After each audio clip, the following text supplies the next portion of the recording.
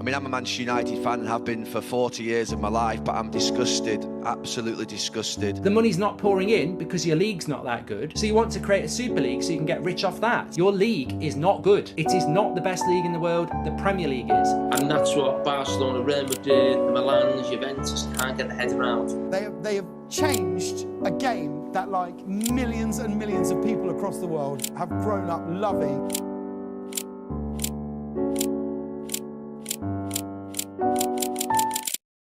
Last October, we began an open dialogue on the future of European club football. Since then, we have spoken to nearly 50 European clubs and other stakeholders. The vast majority of them share the assessment that the very foundation of European football is under threat. It is time for change.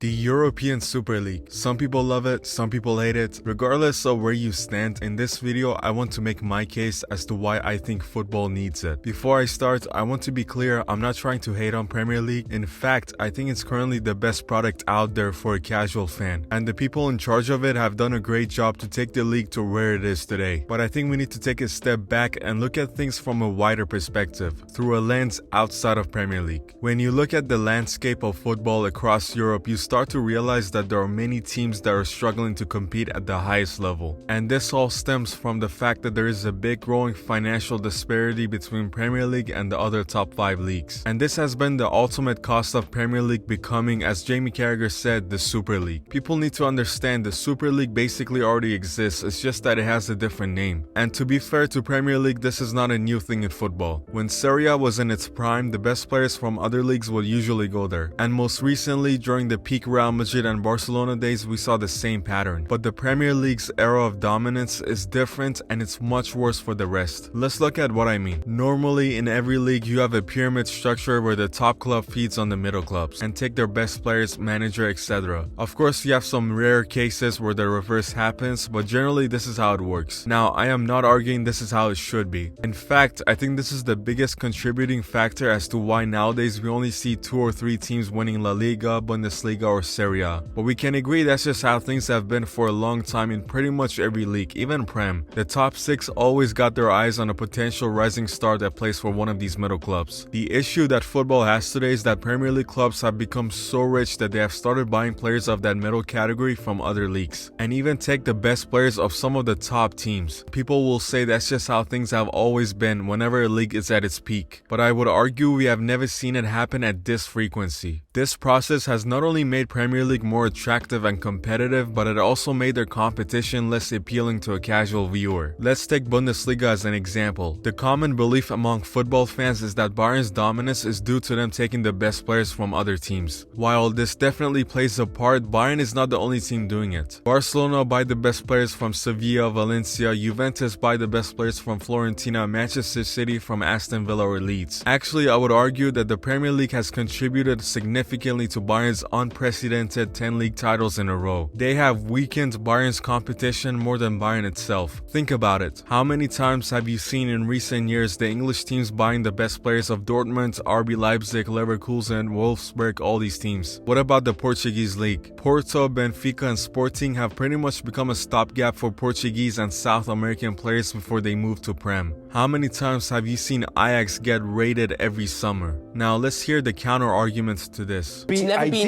never been even before, because Barcelona and Real Madrid have always took the best players in the world from every other club. I totally agree, football has never been even before, but it has also never been this uneven. At what point have we seen this number of top players all moving to one specific league? The vast majority of football star power is concentrated in Premier League. As much as someone like this guy thinks it's because Premier League is much better than everyone else, the fact is, it mostly comes down to money. The Champions League has shown us that the difference in quality is not actually that big. The only reason Bournemouth are able to outcompete AC Milan is because of money. Carragher brings up Barcelona and Real Madrid, but ignores the fact that their pull power is unmatched because of their history and prestige. Whereas in Premier League, if you put aside United, Arsenal, and maybe Liverpool, the rest all get their pull power from their pockets. Take Ronaldo for example. He left United even though they were a better team at the time than Real Madrid. He probably could have earned the same amount of money too if he had stayed. Or take Lewandowski, who left the dominating Bayern side and took a wage cut to join Barcelona. Players come to Barca and Real because of their place in football. It's an unwritten rule that you can't be in the greatest of all time conversations if you have never played for either club. Unless of course your name is Pele. So to me it makes no sense to compare Barca and Madrid attracting the best players to a club like Chelsea or City, who 90% of the time attract players because of the money they are willing to pay. Another point that gets brought up is the revenue. It is not the best league in the world, the Premier League is.